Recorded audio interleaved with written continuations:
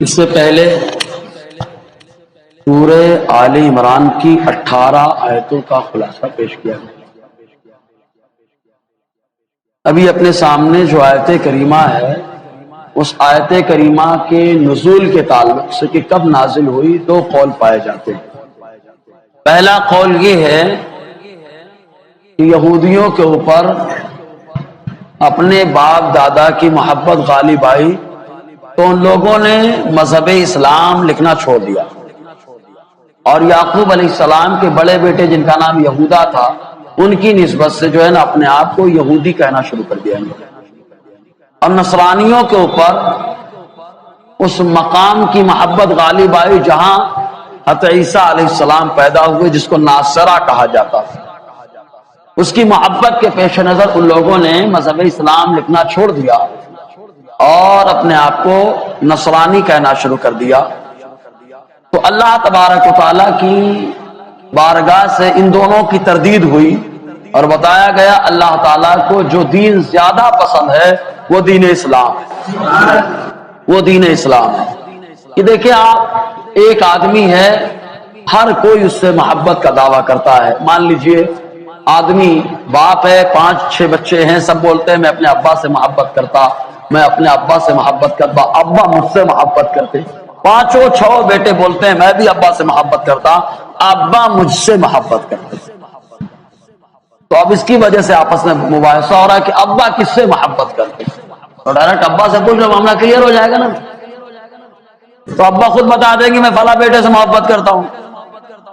تو مذہب بہت سارے ہیں، مذہب اسلام ہے، مذہب یہود و نصارہ ہے، اب شرک پرستوں کا جو پجاری ہیں غیر کے، نہ جانے کتنے لوگوں کو خدا مانے بیٹھے۔ تو ان لوگوں کا بھی الگ الگ مذہب ہے، ہر آدمی بولتا ہے بڑے دیندار ہیں، بڑے مذہبی آدمی، بڑے مذہبی آدمی۔ تو یار کسی کے بولنے سے کوئی مذہبی ہو جائے ضروری نہیں ہے۔ پہلے تو یہ کلیئر کرنا پڑے گا کہ مذہب حقیقت میں کون سا مذہب ہے، تو یہ اس سے پوچھنا پڑے گا جس نے ساری کائنات کو بنایا ہے، اس سے پوچھنا پڑے گا جو ساری کائنات کا مالک ہے۔ وہ ساری کائنات کا مالک اللہ ہے، وہ فرماتا ہے میرے نزدیک اگر کوئی مذہب ہے تو مذہب اسلام ہے۔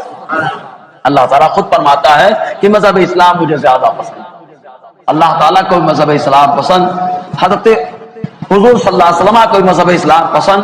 اور اس کی ایک مثال مشکات کتاب العلم کی حدیث پاک، حضور صلی اللہ علیہ وسلم کی بارگاہ میں حضرت عمر، جانتے نا حضرت عمر کا ایمان کتنا مضبوط ہے، اتنا مضبوط ایمان کہ شیطان بھاگتا ہے۔ شیطان بھاگا تبھی تو اتنی بڑی حکومت آپ نے کی ہے، کیونکہ رخنا ڈالنے کے لیے شیطان کو مجال ہی نہیں تھی۔ عمر جس راستے سے گزر جائے شیطان راستہ بدل دے۔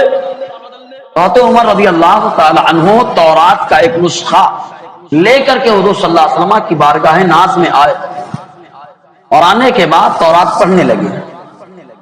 حضور صلی اللہ علیہ وسلم جب ناراضگی کا اظہار فرماتے تو آپ کا چہرہ بدل جائے گا، تغیر پذیر ہوتا۔ آقا علیہ السلام کا رخ انور آثار غضب و جلال سے بدلنے لگا۔ ابو بکر صدیق تو ہمیشہ محبوب کے رخ انور کی زیارت کر کے اپنی عبادت کیا کرتے تھے۔ حضرت ابو بکر صدیق نے فوراً کہا اے عمر، رونے والیاں تم پر روئے، کیا تم نہیں دیکھتے کہ مصطفیٰ جان رحمت صلی اللہ علیہ وسلم کا رخ انور بدل رہا ہے؟ معلوم ہے اسی رخ کی عظمت کے پیش نظر اللہ نے قبلے کو بدل دیا ہے، اسی رخ کے پیش نظر۔ اور یہ رخ جس طرف ہو جاتا ہے اللہ تبارک و تعالیٰ اس طرف رحمت کی گھٹاؤں کو نازل فرماتا ہے۔ ابو بکر صدیق نے جیسے ہی فرمایا حضرت عمر کو اب احساس ہوا کہ میں نے کیا کر ڈالا۔ حالانکہ آسمانی کتاب تھی نا، تورات کوئی زمینی کتاب ہے کیا؟ آسمانی کتاب تھی، کیا غلط کر دیا تھا؟ لیکن مسلمانوں کو کتاب دی گئی ہے پڑھنے کے لیے قرآن، مسمت خبر ہے نا، تبدیل شدہ معاملات ہیں۔ آقا علیہ السلام کی بارگاہ میں حضرت عمر کے منانے کا انداز بڑا پیارا تھا، گھٹنوں کے بل کھڑے ہو گئے اور کہتے ہیں رضیت باللہ ربا وبالاسلام دینا وبالقرآن کتابا وبمحمد صلی اللہ علیہ وسلم نبیا۔ کہا کہ میں اس بات پر راضی ہوں کہ اللہ میرا رب ہے، اسلام میرا دین ہے، قرآن ہماری کتاب ہے، اور مصطفیٰ جان رحمت ہمارے پیغمبر ہیں۔ حضور صلی اللہ علیہ وسلم نے جانتے کیا فرمایا؟ اے عمر، لو بدأ لکم موسیٰ لاتبعتموہ لَضَلِلْتُمْ عَنْ سَوَاءِ السَّبِيلِ۔ اے عمر، آقا نے فرمایا اگر موسیٰ تمہارے سامنے ظاہر کر دیے جائیں، تم لوگ مجھے چھوڑ کر ان کی پیروی کر لو تو تم لوگ راہ راست سے بھٹک جاؤ گے۔ ہمارا نا راہ راست سے کیا ہے؟ بھٹک جاؤ گے۔ تو مذہب اسلام اللہ کو بھی پسند، اللہ کے رسول کو بھی پسند ہے، سب کو پسند ہے جی مذہب اسلام۔ تو پہلا قول یہی ہے کہ ان لوگوں نے یہ کہنا شروع کر دیا۔ دوسرا قول کیا تھا معلوم؟ یہودیوں اور نصرانیوں کا معاملہ ایسا رہا کہ وہ لوگ کہتے کہ بھائی اسلام تھا، پہلے تھا، لیکن جب نبی آخر الزمان چونکہ ہم میں نہیں آئے، کیونکہ سارے نبی ہم میں سے آتے رہے، اب قریش میں سے آ گئے، لہذا دین بدل گیا۔ اب دین تو یہودیوں کا ہے، دین یہود چلے گا، یہودیوں نے کہا۔ نصرانیوں نے حسد اور جلن کی بنا پہ کہا کہ نہیں، اب دین بدل گیا، دین ہمارا چلے گا۔ تو اللہ تعالیٰ نے دونوں کی تردید فرمائے۔ اللہ جسے چاہتا اس سے انتخاب فرماتا ہے۔ ذات ہوئی انتخاب، وصف ہوئے لاجواب، ارے نام ہوا مصطفیٰ تم پہ کرو درود۔ تو اللہ تبارک و تعالیٰ نے ان کا رد فرمایا کہ نہیں، آدم کے دور سے اسلام چلا اور مصطفیٰ جان رحمت پہ آ کے اسلام پھیلا ہے نا، اسلام پھیلتا رہا، اسلام ہر دور میں رہا، اسلام بدلا نہیں ہے، لوگ بدل گئے، ان میں تبدیلیاں آ گئی۔ تو اللہ تعالیٰ فرماتا ہے ان الدین عند اللہ الاسلام، بے شک دین اللہ کے نزدیک تو اسلام۔ اب وہ لوگ جو بولتے ہیں ہم سارے دین کی عزت کرتے ہیں نا، اور غور کریں اللہ نے خالی ایک دین بنایا ہے، اور جو اللہ کا بنایا ہوا دین الحمدللہ ہم اسی دین کی تعظیم کرتے ہیں۔ ہمارا نا جو لوگ بولتے ہیں ہم سارے دین کی تعظیم کرتے ہیں، تو غیروں کے دین میں پتھروں کی پوجا سکھائی جاتی ہے، کیا آپ اس کی تعظیم کرتے ہیں؟ یہودیوں کے دین میں حضرت عزیر کو اللہ کا بیٹا کہا جاتا ہے، کیا آپ اس کی تعظیم کرتے ہیں؟ حضرت عیسیٰ علیہ السلام کے بارے میں کہا لوگوں نے اللہ ہے وہ، معاذ اللہ، کچھ لوگوں نے کہا اللہ کے بیٹے ہیں وہ۔ اب بتائیے کیا سارے دین کی تعظیم کریں گے؟ نہیں، جو دیندار ہوگا وہ خالی اس دین کی تعظیم کرے گا جس دین کی پاسداری کے لیے اللہ تعالیٰ نے اسے پیدا فرمایا۔ سمجھ نا، سارے دین کی تعظیم کرنے کا مطلب یہ ہے کہ اسلام کا مذاق اڑا۔ سمجھ رہے ہیں سب صحیح کیسے ہو سکتے ہیں یار؟ سب کی تعظیم کیسے ہو سکتی ہے؟ اگر سب کی تعظیم ہوتی تو ادھر پتھر کو کبھی مار کے گراتے ہیں۔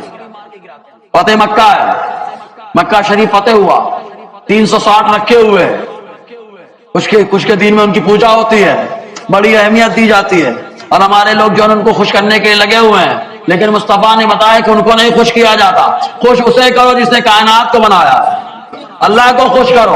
حضور صلی اللہ علیہ وسلم نے ہاتھ میں ڈنڈا لیا، لینے کے بعد پتھروں کو مار مار کے نیچے گرا، مار مار کر کے نیچے گرایا۔ مصطفیٰ نے کیا ذہن دیا کہ تعظیم صرف اسی دین کی ہوگی جس دین کو اللہ تبارک و تعالیٰ نے بنایا۔ سمجھ رہے ہیں نا؟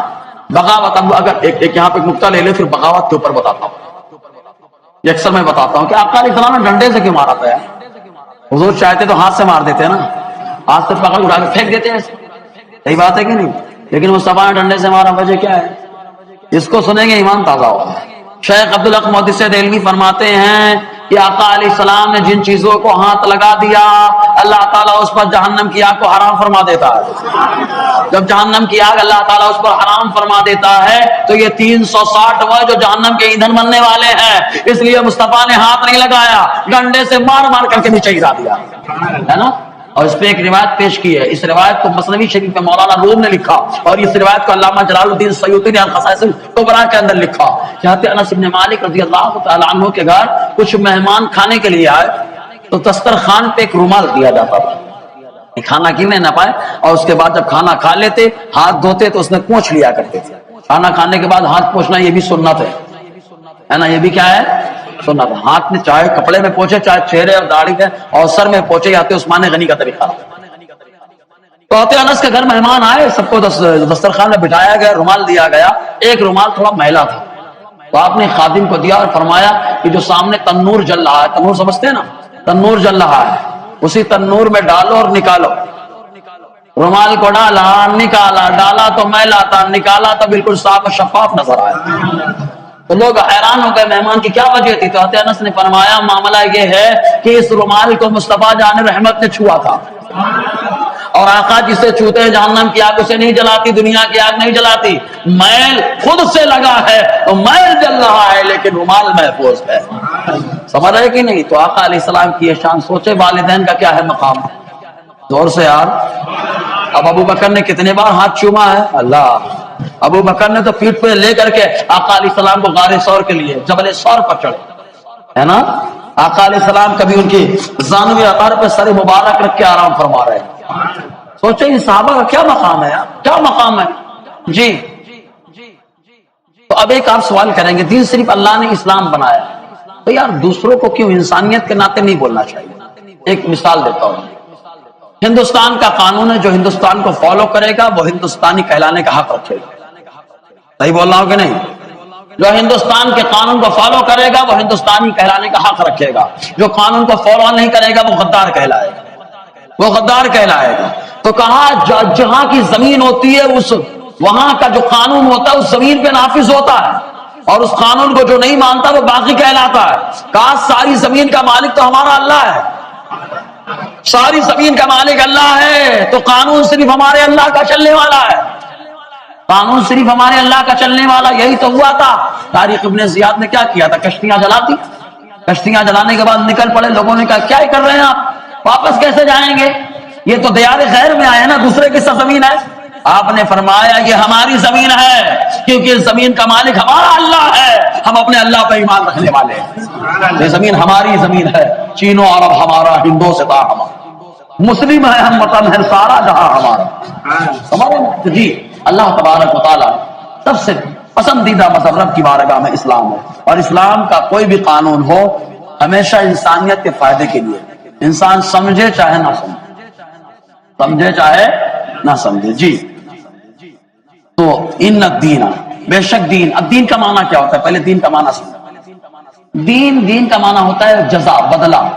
قرآن میں ہے نا مالک یوم الدین، دین کے دن کا مالک ہے، دین مانے بدلے کے دن کا مالک ہے۔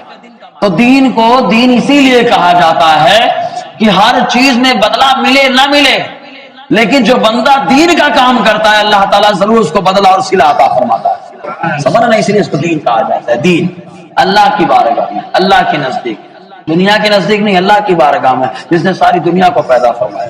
کون ہے؟ الاسلام، اسلام۔ اسلام کا لغوی معنی کیا ہے معلوم؟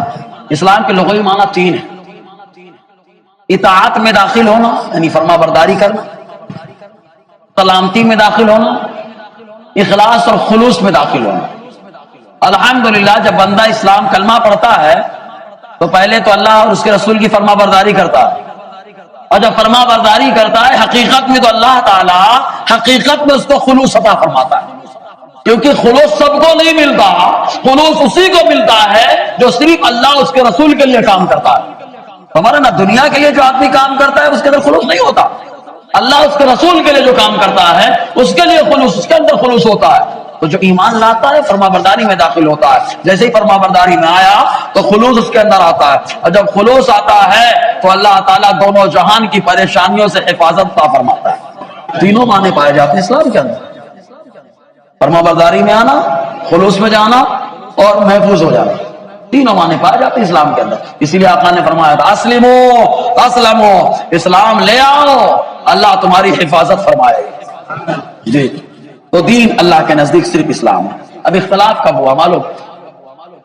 آدم علیہ السلام سے سلسلہ چلتا رہا دین اسلام کا، ہر دور میں دین اسلام رہا، قرآن کی بہت ساری آیتیں اس پہ پورا بیان ہو چکا ہے، ہر دور میں اسلام رہا۔ آدم علیہ السلام لے کے آئے، شریعت بدلی ہے خالی، حکم بدلے ہیں خالی، لیکن آتے موسیٰ علیہ السلام کا جب مثال فرمانے کا وقت آیا تو آپ نے تورات شریف کا جو نسخہ تھا 70 لوگوں کو دیا اور فرمایا اسی کی تعلیمات پہ رہنا، اور ان کا قائد و امیر یوشع علیہ السلام کو بنایا، کہا کہ آپ قائد اور امیر، 3 جنریشن تو اسی پر عمل کرتی رہی، اور اس کے بعد اختلاف ہو گیا، اور جب اختلاف ہوا تو کوئی اپنے اعتبار سے بات کر رہا ہے، کوئی اپنے اعتبار سے بات کر رہا ہے، کہا جب اپنے اعتبار سے بات کرنے لگے تو کہا یار تورات کے حساب سے بات نہیں ہو رہی ہے، تو تورات کو اپنے حساب میں ڈال دو۔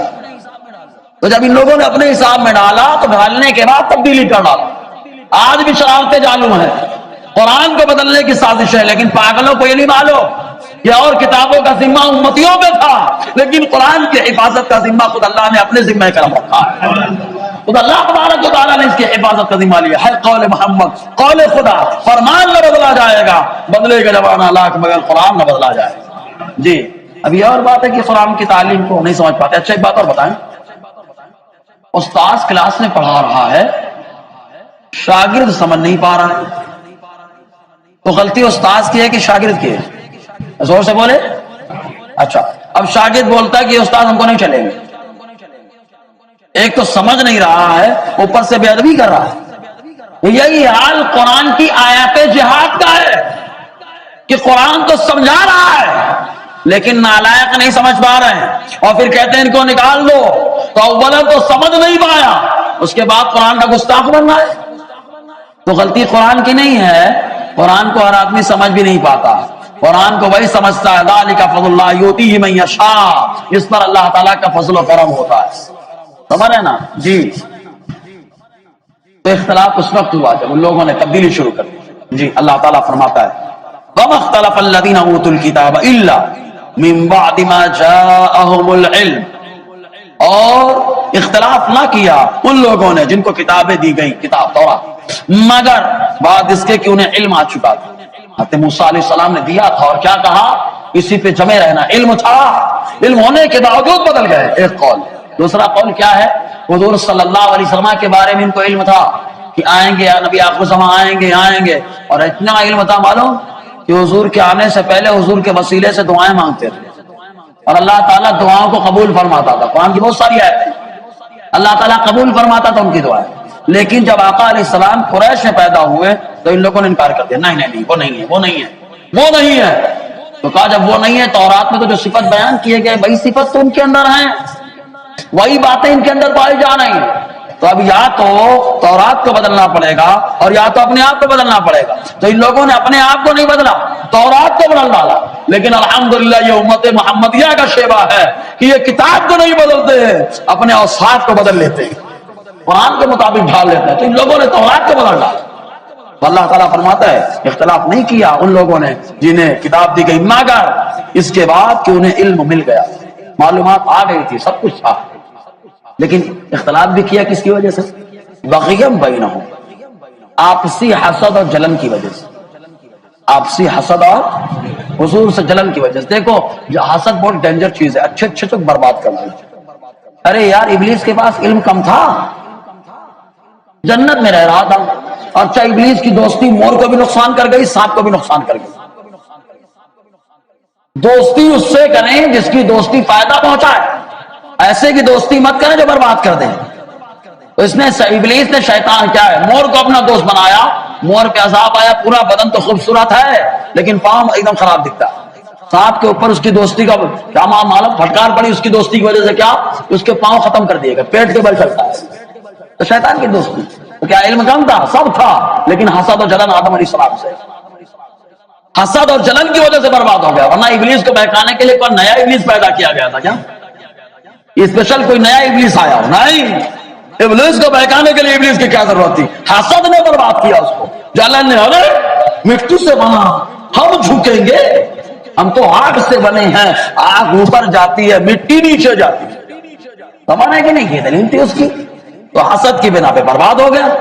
اس کے بعد اور نیچے قابیل بھی تو حسد میں گیا، ارے اقلیمہ حابیل کو ملے گی، نہیں۔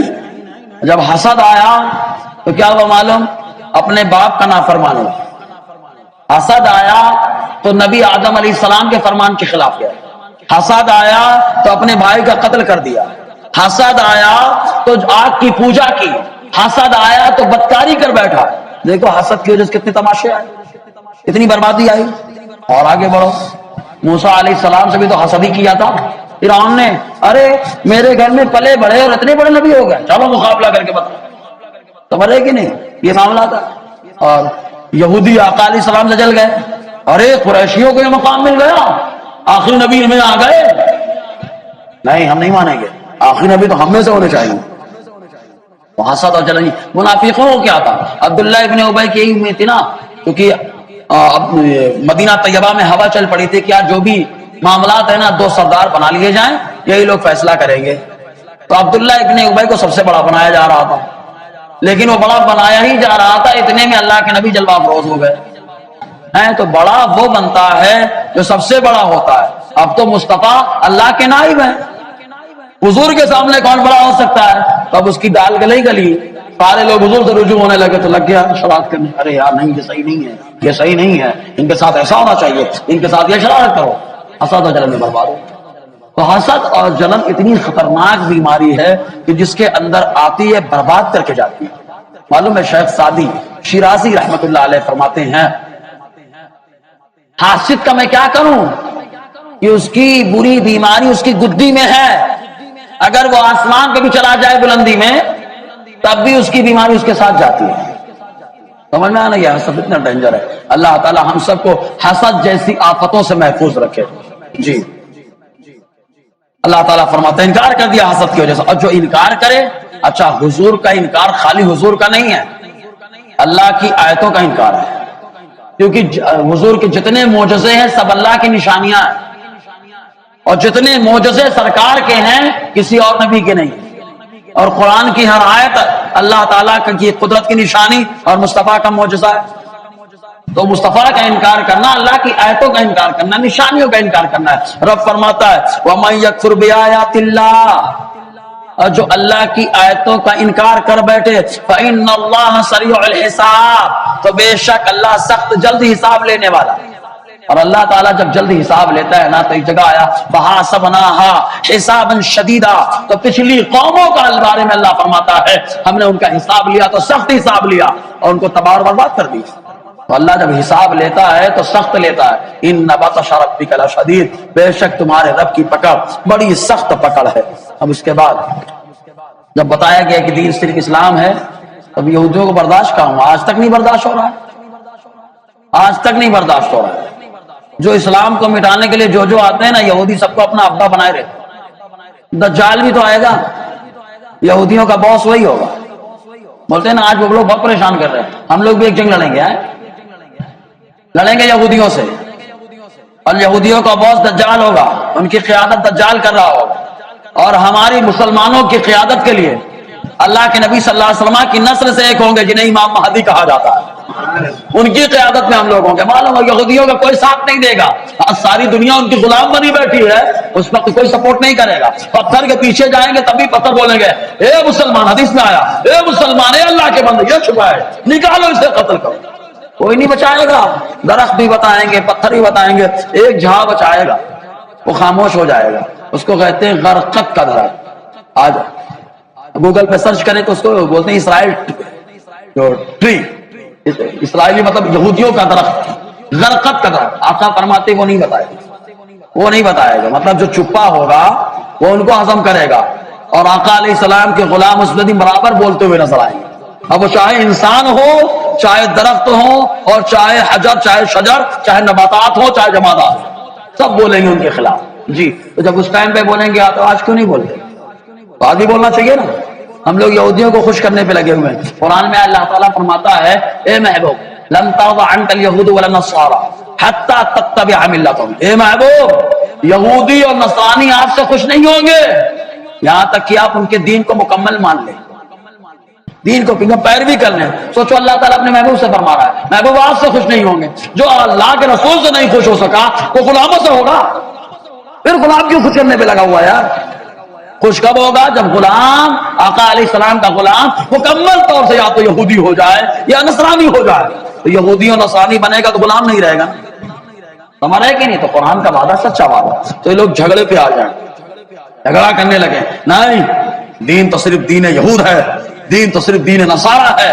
تو اللہ تعالیٰ فرماتا ہے فَإِنْ حَاجُّوكَ، اگر یہ لوگ آپ سے جھگڑا کرے محبوب فقل، تو کہہ دو اسلمت وجہی للہ، میں نے اپنا چہرہ تو اپنے رب کے لیے جھکا دیا ہے، میں نے اپنا چہرہ اپنے رب کے لیے جھکا دیا ہے. وَمَنِ اتَّبَعَنِ، اور میرے پیروکاروں نے بھی اپنا چہرہ اپنے رب کے لیے جھکایا.